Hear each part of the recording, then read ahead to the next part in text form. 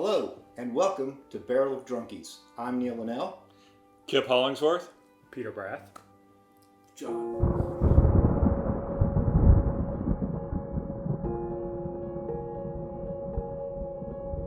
If you've been watching our videos, you see we're switching it up a little bit. So today, I've picked the bourbons we're gonna be tasting. We're gonna try, and John's in the hot seat for tasting and scoring. So, you ready, John?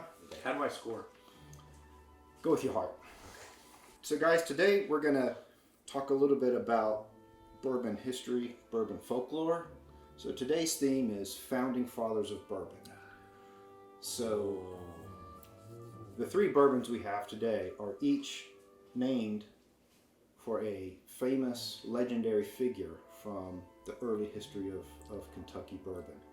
So what names come to mind when I say that? Elisha Craig. Jim Beam. I'm just here to taste, man. Okay. All right. You're putting too much pressure on me. I'm already. I'm All right. So with that in mind, letter A. Welcome to Barrel of Drunkies. Today, Neil, Peter, and Kip will be blind taste testing three bourbons, which have been selected and poured beforehand by John. Each drunkie will taste and describe each bourbon before finally ranking the three based on which they enjoy the most overall. After all rankings have been placed, John will reveal the three bourbons and the favorite bottle will ultimately be revealed.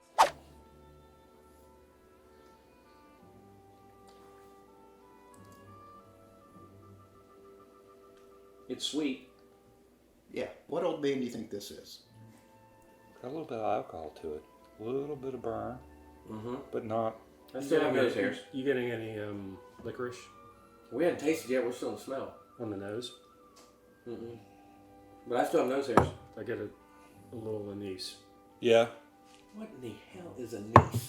Licorice. It's licorice. I mean, I Black have licorice. anise, Alexander and Jenna, but what the hell's anise? Spicy finish. Spicy. To me, it's spicy at the end. I taste the corn, like a corn pop. Little corn. You definitely get the alcohol more on the side of my tongue on this one than Yeah. Yep. Are you freaking kidding me? you don't get that. Like you feel like the side of your tongue tingling You're- more than the front, the back. You're coated with too much honey from the previous episode. All I'm going to say is Neil does not pour like you should. I like my friends. I know you like your friends, but I mean, I want to be able to get home and I got to walk. We're going on to Number B. Founding Father, letter B. Okay. So is this like Benjamin Franklin would be founding father? I'm gonna guess this is older just because it's a lot more muted. Like it's Or it's It's not softer, As, the nose it's- is not as yeah. strong. What do you mean by older? And I could be wrong, but I'm going to guess that it's aged a little more because it's not the flavors aren't as pronounced. It's not as upfront. It's the alcohol is It doesn't have not- the finish is not as strong like the first one Yeah. is. Yep. It's just kind of smooth all the way throughout. it's got some pepper notes It though burns. to it. Like it's not. It wouldn't surprise me if it was a high rye, but it feels like there's a little rye in the mash bill. Moving on. Founding Father, C. See.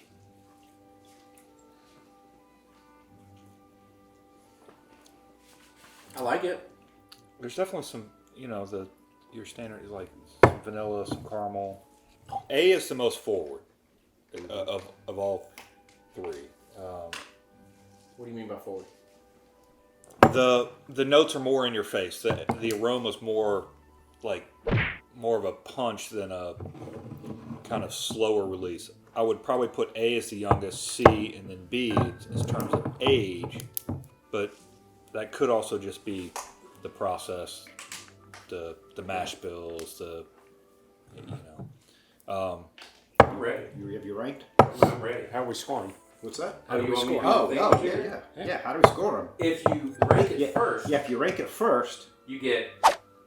if you rank That's it, a pretty cool sound. if you rank it second, you get, and if you rank it third, it gets. All right. So, John. Oh, you want to come to me first? Yes, sir. You know, I think I'm gonna hail a cab. So I'm going to go C-A-B. And Neil thought it was A, but I think it's going to be C. I don't know. Don't call a shot. I'm not calling Don't a call shot. All right. So I actually am going to go BAC. That's what I would expect because you have a better tasting thing than me, and I'm. Yeah, but I mean, it's still more preference, and also these are all very close. I mean, I'm kind of agreeing with Peter. I'm at BAC as well, and Of course you got what's strange is I could easily swap it and do cab as well. I think A is solidly in the middle, but depending on where I'm tasting it, I like C, but I think I like the overall, the nose, the taste of everything B more, and so BAC for me as well. Okay. So the scoring All right. rounds out to be BAC. BAC. Okay. Yeah. B wins by 1 point. So I got some good news. Is So can I point to the? Can I call it? if you want, if you think you want to call it. I think it's going to end up being B. What is going to end up being B? That's what I'm saying. I'm gonna Yep. say it's B. Yep. All right. Hold that thought. Yes, sir. So our first founding father of bourbon we're going to talk about is Mr. Evan Williams, who is credited Yep. as was not credited as the inventor of bourbon, but he is credited with the first commercial distillery in the state of Kentucky. How could you guys do that to him?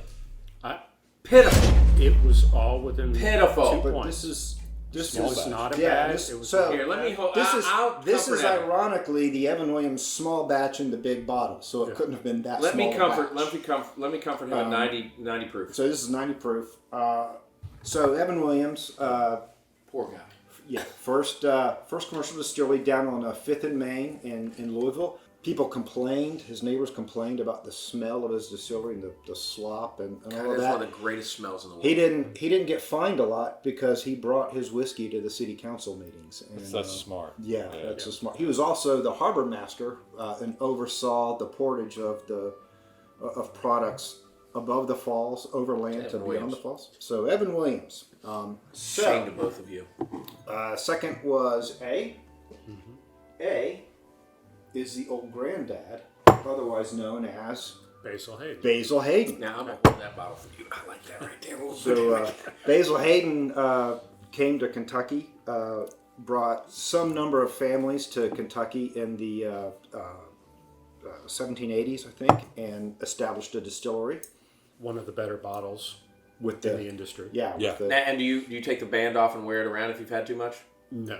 Okay, you guys really ought to try that. so Basil Hayden started a commercial distillery in the late 1700s, and as John mentioned earlier, his grandson created the old granddad brand in Basil's honor. Here's the surprise: B is something we've had before, and it's something we've had very recently. Episode B. 4. Is Old Crow, Dr. James Crow. You gotta be Wow. kidding me. I even picked it as Old Crow. I like that stuff and would drink it, but I don't like it today. James Crow, Scottish physician and chemist, immigrated to the U.S. in 1820, worked for several distilleries, and then Oscar Pepper made him his master distiller in 1838.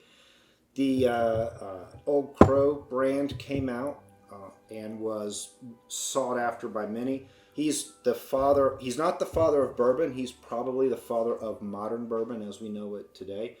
$9.95. Yeah, $10. $10 in It's North Carolina. phenomenal. I mean, I drank it, So but I guess if I had added a little water to the other two, I wonder what. well, that was your choice. That So- was my choice. Yeah. So- of the way I've chastised you a couple times for this young man. Now, chastise since away, son. I mean, I think we're on the forefront of an Old Crow revival here. There you So go. what is we got to mix Old Crow and Kentucky Gentleman is our Right. new. Yeah. So all right, so we need to buy. You know what we're gonna do? I have to go online and buy one of those barrels, and we'll pour the two of them in it together, and then let age for, a month, and then try and see how it is. Have you guys done the A barrel? whole A month? whole month. Have you not done the little mini barrel? My brother gave me one of these, and it's the greatest thing in the world. It's a little mini barrel, and you spin it around and stuff like that. And yeah, no, it's because it's smaller and all that kind of stuff. It's cool. 3 of the founding fathers of bourbon: Evan Williams, Basil Hayden, Dr. James Crow. Any closing thoughts? I will say that I like all 3 of them, but it was real weird. I mean, we got to go back and talk about labels sometimes, because as soon as I realized it was Old Crow and drank it, it tasted better to me. Why is that? I don't know why that affects us like it does. I mean, if I told you that Old Crow was Pappy Van Winkle, and I've got a Pappy bottle over there of Lot B. If I poured Old Crow in that and then gave it to you guys would be like, oh my God, this is great. Why is that as individuals we do that to ourselves? Well, I would ask the person who's got a special interest in marketing as to why that works. I think marketing matters, and I think labels have carry with them expectations.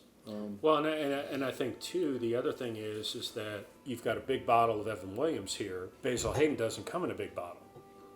The exclusive bourbons don't come in big bottles, and so the sort of stigma of, oh well, that's it's a 1.75 bottle, it's 1.5 bottle, that's a cheaper quality product than, because this only comes in a smaller bottle.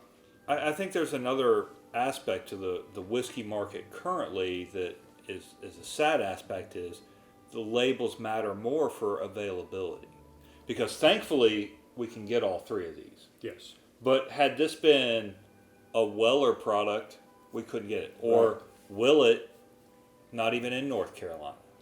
I mean, it's and Well, it could not have not made purchasable in North Carolina. You It's do not realize how purchasable. close you are to some of it, and we're not going to let you near it. But well, right now, I was able to acquire some of it when I Right. was down in Louisiana, so thankfully. But Stabler's given us the fingers of how much time we Yeah. have left.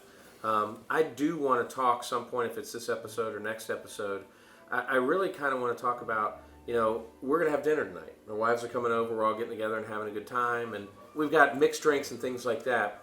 Visiting friends at distilleries and stuff like that. I mean, we can expand this out. What we really need to do, and I'll give you back here, I apologize, what we really need to do is get some comments on what people want to see.